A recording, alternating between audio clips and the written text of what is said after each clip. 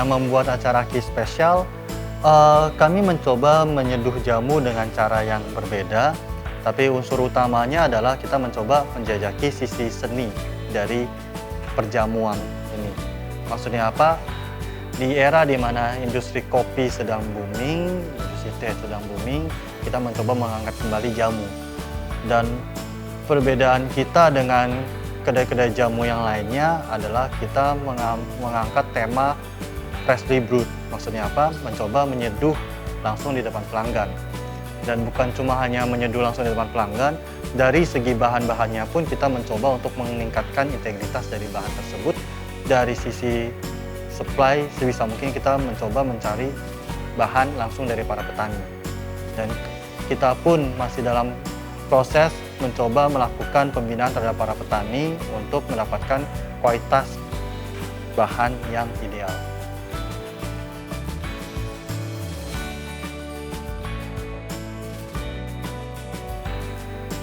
Mengapa mengangkat jamu? Ya, karena boleh dibilang itu warisan tradisional, ya sah-sah saja untuk mengejar ke makanan-makanan lainnya. Ya kalau boleh dilihat sih makanan lainnya, kita bisa lihat para chef, beberapa juga para koki-koki handal, mereka sudah mengeksplorasi ke arah sana. Sedangkan dari sisi jamu agak kurang. Jarang kalau kita melihat, kalau misalnya kita lihat sekarang sudah mulai di mana ada acara-acara show-show di televisi luar yang dimana kokinya datang ke Indonesia menjajaki rendang, rempah, dan segalanya. Tapi tidak ada ibaratnya barista atau bartender atau tokoh-tokoh dari luar negeri yang mencoba mengeksplorasi minuman. Kembali lagi dilihat dari dua sisi, bisa menjadi suatu tantangan, bisa juga menjadi suatu kesempatan.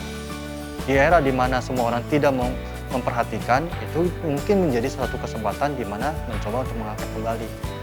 Di lain sisi, diri sendiri percaya bahwa apapun itu adalah suatu kelengkapan, pairing. Makanan diangkat berdiri sendiri, kalau tanpa minuman agak sayang. Contoh kita makan rendang, kita makan makanan Padang, atau kita makan makanan Sunda, minumnya air putih kan agak sayang.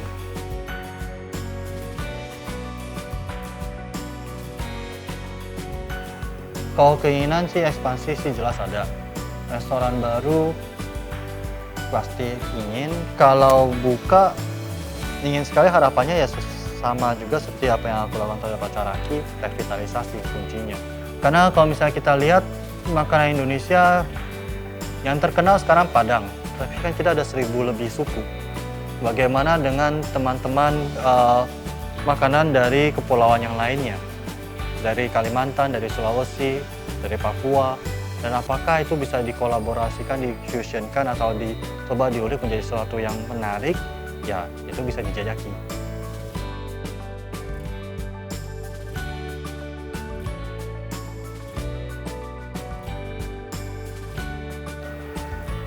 Dari sudut pandang aku, jawaban yang paling kuat adalah dari action. Kata-kata bisa ngomong gampang, tapi ujungnya apa yang ditunjukkan. Bagi orang ya mungkin justru untuk menjawab pertanyaan itu harusnya bukan aku yang jawab, bisa saja tanya sama staf-staf aku justru.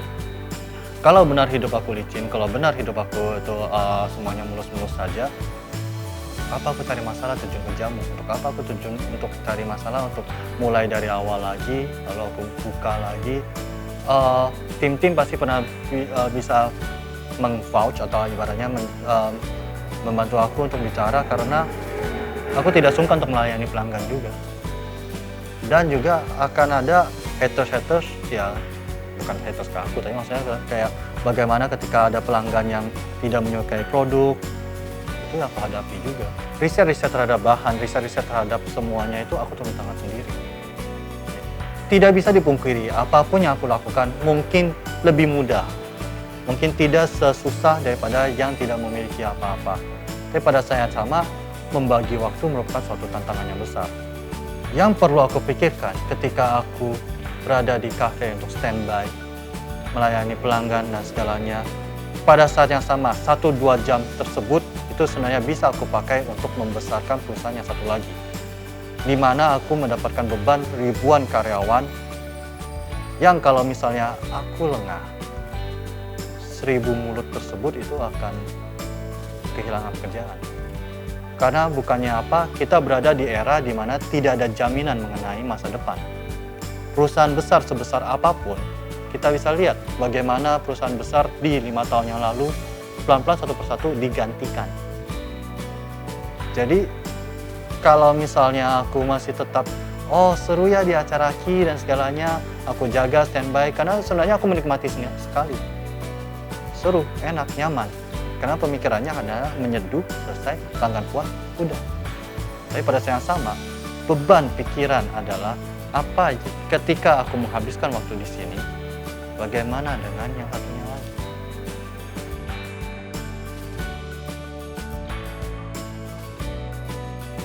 Membagi waktu, jujur kata aja itu merupakan tetap suatu tantangan sih. Yang pasti perlu mengakui kekuatan dan kelemahan. Maksudnya apa? Maksudnya perlu kita ketahui apa yang bisa kita lakukan sendiri dan apa yang bisa kita coba delegasikan.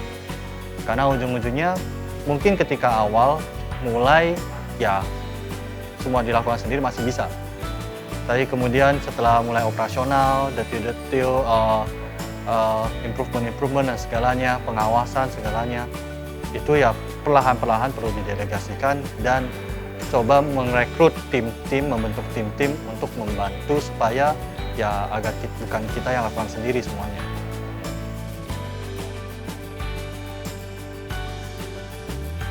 Suatu hal yang berharga yang dimiliki milenial adalah waktu.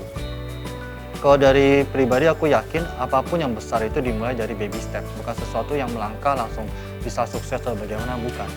Semua usaha itu nggak butuh modal besar. Yang dibutuhkan adalah trial and error dan konsistensi yang terus-menerus.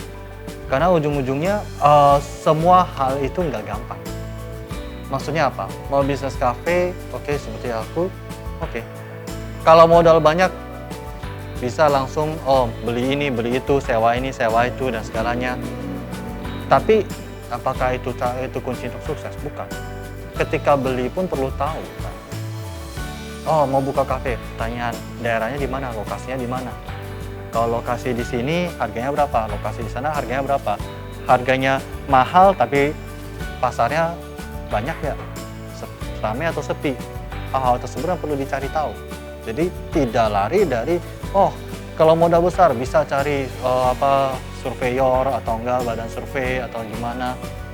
Tapi kembali lagi ujung-ujungnya itu semua akan kalah dibandingkan Anda sendiri pribadi sebagai pengusaha duduk di sana dengan clicker, hitung langsung. Jadi bukan tentang keterbatasan resources, tapi bagaimana memanfaatkan apa yang sudah ada dan mengambil langkah satu persatu, bukan satu persatu, maksudnya tahap demi tahap. Untuk buka acara Ki pun perlu riset selama 4 tahun. Walaupun mungkin dari segi modal atau segalanya lebih gampang sekarang, tapi tetap saja nggak lari dari sana. Kesuksesan itu bukan sesuatu yang bisa langsung loncat dapet. Tetap harus membangun fondasi dari awal. Pengetahuan segalanya harus sendiri yang gali, jalankan sendiri.